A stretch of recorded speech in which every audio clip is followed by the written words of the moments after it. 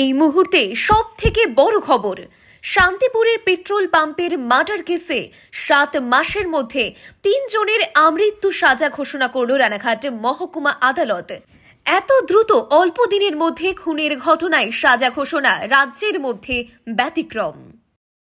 শান্তিপুরে মধ্যরাতে পাম্পে খুনের ঘটনায় 7 মাসের মধ্যে 3 জনের আমৃত্যু সাজা ঘোষণা করল রানাঘাট মহকুমা আদালত। এত দ্রুত অল্প দিনের মধ্যে খুনের ঘটনায় সাজা ঘোষণা রাজ্যের মধ্যে ব্যতিক্রম। আদালত, পুলিশ এবং সরকারি উকিলের ভূমিকায় খুশি সাধারণ মানুষ। ফুলিয়ায় একটি হাড় হিম করা খুনের ঘটনায় রানাঘাট মহকুমা আদালত যাবজ্জীবন কারাদণ্ডে দণ্ডিত করল। ঘটনার সূত্রপাত গত 8 সেপ্টেম্বর 2024 ফুলিয়ায় একটি বেসরকারি পেট্রোল পাম্পের কর্মী বিশ্বজিৎ দাসকে একটি বোলেরো পিকআপ গাড়ি তেল নিয়ে বেরোনোর সময় টাকা না দিয়ে পালাতে গেলে পিষে দেয় তাকে। ঘড়িতে তখন রাত 2:15 ওই পেট্রোল পাম্পের কর্মীরা তাকে শান্তিপুর স্টেট জেনারেল হাসপাতালে নিয়ে গেলে সেখানে চিকিৎসকেরা মৃত বলে ঘোষণা করে তাকে। এই ঘটনায় যুক্ত থাকার অভিযোগে দুষ্কৃতীদের ধরতে বেশ কাঠখড় পোড়াতে হয় তাদের। রাস্তার ধারে বেশ কয়েকটি সিসিটিভি ফুটেজ জোগাড় করে গাড়িটির সন্ধান পায় পুলিশ। বেশ কিছুদিন গা ঢাকা দিয়ে থাকার পর এরপর পুলিশ তদন্তে নেমে এই ঘটনায় যুক্ত থাকার অভিযোগে 3 জনকে ধরে ফেলে। দীর্ঘ 7 মাস পর অভিযুক্তদের গতকাল গাড়িতে থাকা 3 জনকে দোষী সাব্যস্ত করে রানাঘাট মহকুমা আদালত। আজ তাদের আমৃত্যু কারাদণ্ড সাজা ঘোষণা করে। এই বিচার প্রক্রিয়ায় সরকারি তরফে নিযুক্ত ছিলেন স্বনামধন্য আইনজীবী বিভাস চ্যাটার্জি। এক্ষেত্রে তার ভূমিকা যথেষ্টই প্রশংসনীয়। পুলিশ ও আদালতকে এত দ্রুত সাজা ঘোষণার জন্য আন্তরিক ধন্যবাদ জানিয়েছে পরিবারের পক্ষ থেকে। এই বিষয়ে কি বলছে পুলিশ সুপার কুমার সানিরাজ ও সরকারি আইনজীবী, শুনুন। চ্যাটার্জি অলরেডি বলেছেন কি ঘটনা দিক থেকে এই বলা আছে কি পুলিশ এই আমাদের জন্য খুব ইম্পর্টেন্ট কেস ছিল। 8 সেপ্টেম্বর এই ঘটনা ঘটে ফুলিয়া পেট্রোল পাম্পে। তারপর থেকে সেম ডে পুরো আমার টিম, আমি নিজেও গিয়েছিলাম ভিজিট করে, ওখানে একটা সিসিটিভি ফুটেজ পাওয়া গেছিলো। তারপর ওকে ধরে এই যে লোক যে 3-4 জন যে আছে ওকে বসিরহাট থেকে হাসনাবাদ থানা ওখানে আমার টিম গিয়ে ওখান থেকে তুলে নিয়ে এসেছে।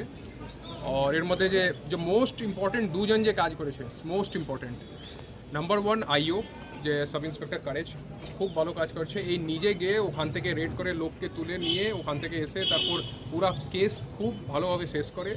অ্যান্ড আলটিমেটলি সেকেন্ড যে আমি বললাম স্পেশাল পিপি যে আমাদের আছে বিভাস, আর এর মধ্যে অনেকটা টেকনিক্যাল এভিডেন্স ছিল। এফএসএল থেকে অনেকটা রিপোর্ট নেওয়া হয়েছে, blood sample, DNA sample, technical যে গেট প্যাটার্ন যে বলে যে মানে কীরকম লোক মতলব হাঁটাহাঁটি করছে, তো ওর টেকনিক্যাল যে এভিডেন্স আছে ও নেওয়া হয়েছে। মানে কমপ্লিটলি আপনার সিসিটিভি ফুটেজ তো ছিলই।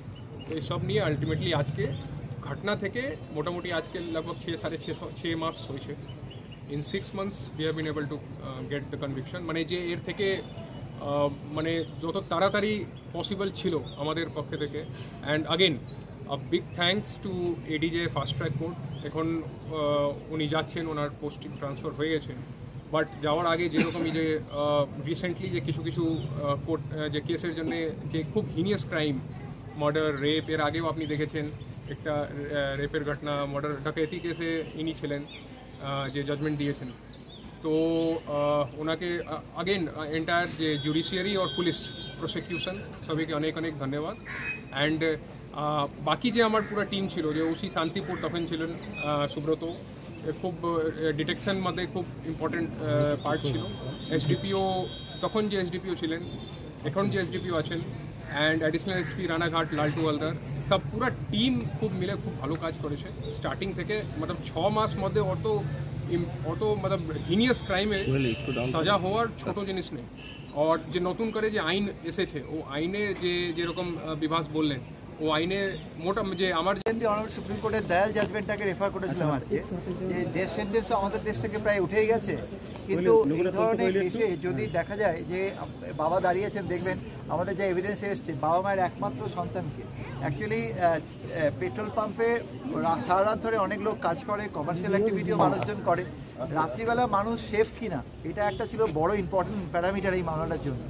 তো এরা যারা কেসে সাজা পেল, এরা একটি গাড়ি করে গাড়িটা পেট্রোল ভরানোর নাম করে পেট্রোল পাম্পে যায় এবং তারপর সেখানে গিয়ে পেট্রোলটা ভরে এবং যখন এই ছেলেটি বলে আমাদের টাকা দিতে, তখন ওদেরকে টাকা না দিয়ে ওকে প্রথমে না দিয়ে গাড়িটা চালিয়ে নিয়ে চলে যায়।